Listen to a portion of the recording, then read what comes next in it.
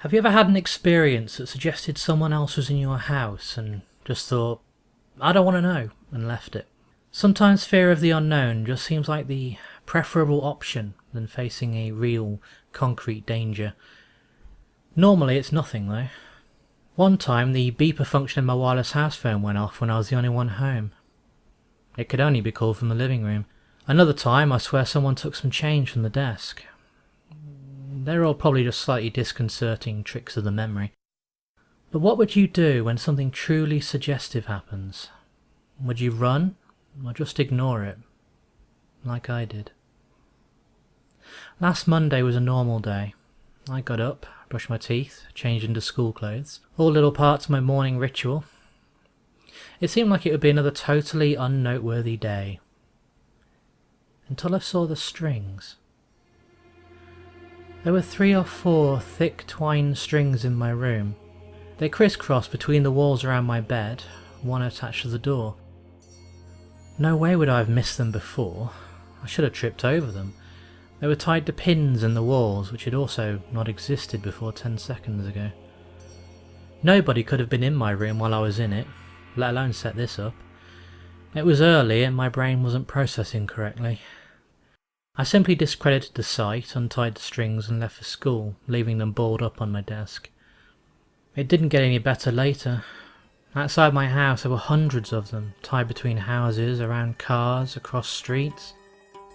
This had to be some super elaborate prank, one of those hidden camera shows or a comedy improv blog. They'd gotten everyone else to play along too, passers-by were tangled in them, tying them to objects they were walking towards and away from, as if they had been and were continuing to follow the course laid out for them. I nervously continued my journey to school. On the bus, everyone except me was tied to the door. At school, groups of friends were tied to each other, teachers were tied to their desks and boards. Oddly enough, at this point, all I could wonder was why I'd been left out. When my friend Lucy sat beside me in first period, she simply plunked her bag down on my lap and rested her chin in her hand, looking right past me to the window outside. Hey Lucy. Come on, I didn't expect you to be in on this too. She sighed and started taking books from her bag. All the books were tied to her hands. I grinned and yanked one of the strings off a book. She didn't seem to notice, instead simply disregarding the book completely, letting it drop to the floor without a moment's hesitation. I leaned down, picking up her book and placing it back on her desk. She took no notice. Well, if that's ever going to play it, I smiled, trying to look playful, but really just trying to hide my nervousness. I bundled all the strings attached to her together in one hand and pulled them all free. She blinked, turning to stare at me. Holy crap, Martin! You're like a ninja or something! I'm sitting here for maybe 10 minutes. I smiled again, relieved my friend had finally noticed me. Where did all these strings come from? She gasped, seemingly noticing for the first time. I assumed you were all fucking with me. She stood up, backing into a corner. No one else in the class had noticed. They weren't here a minute ago. Do you see them too? Her tone made it clear that she was genuinely scared. No, didn't you? I was interrupted by my teacher slamming the door behind her. Everyone except me and Lucy murmured a good morning, and still no one seemed to pay either of us any notice. People have been ignoring me all day, I said to Lucy before turning to our teacher. Hey, dumb bitch, you can't teach for shit. No reaction. I'm getting away from all this shit. Lucy pulled a few strings aside and left the class. I followed, and surprise, surprise, no one else noticed. We wandered the corridors, leaving and entering classes as we saw fit. Whenever we untied a chair or a book from someone else, it was like it suddenly didn't matter to them. It didn't exist. I showed her the street outside. There were more strings than when I came in this morning, twice as many. We carefully picked our way through the tangle, making our way to a nearby coffee shop. Not particularly grand, I know, but what would you do in our situation? As I said, fear of the unknown sometimes seems like the safer option. On a few occasions I suggested we untie a few more people, Lucy was opposed to it, remembering how terrified she'd been. In the coffee shop, we grabbed a couple of sandwiches and drinks from the fridge.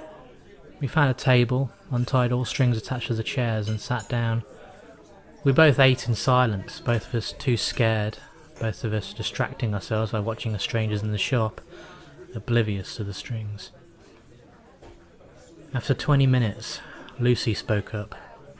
Now she's going to take that sandwich. She said, pointing at a woman across the shop. Sure enough, she walked to the fridge and took the plastic wrap sandwich she was tied to. She pays for it and leaves. She did so, according to the prophecies of the strings. That guy doesn't intend to pay. I watched as a man took his coffee and ran out of the store, the two servers just looking too exasperated to go after him. This is horrible. She whimpered. Let's go, please. Outside wasn't much better. Everyone just followed the strings' instructions, going about their daily lives. Lucy announced she was going home to sleep this off, and I agreed to walk her home. She only lived 10 minutes away. Away from the busier part of town, there are fewer strings. It was nicer. We could pretend it wasn't happening. When we turned onto Lucy's street, she stopped, her mouth falling open. What now? I broke the silence, my voice sounding surprisingly small. Look. She pointed outside one of her neighbours' houses. I saw it clearly, and I'll take my memory of that moment till the day I die. A little, dark imp, maybe 3 feet tall, walking along with its knuckles on the ground, almost like a monkey. It had 2 bulbous yellow eyes, taking up about half its face, and no mouth or any other facial features. It was holding a hammer and a ball of twine, which it was letting out behind it. It walked quickly and quietly from the front door of the house to the mailbox. It stopped, hammered a nail into the side of the box, and tied its string around it. It turned to face us and stopped when it spotted us. My heart sunk even further than it had already been, but it just stared with a look of surprise and curiosity.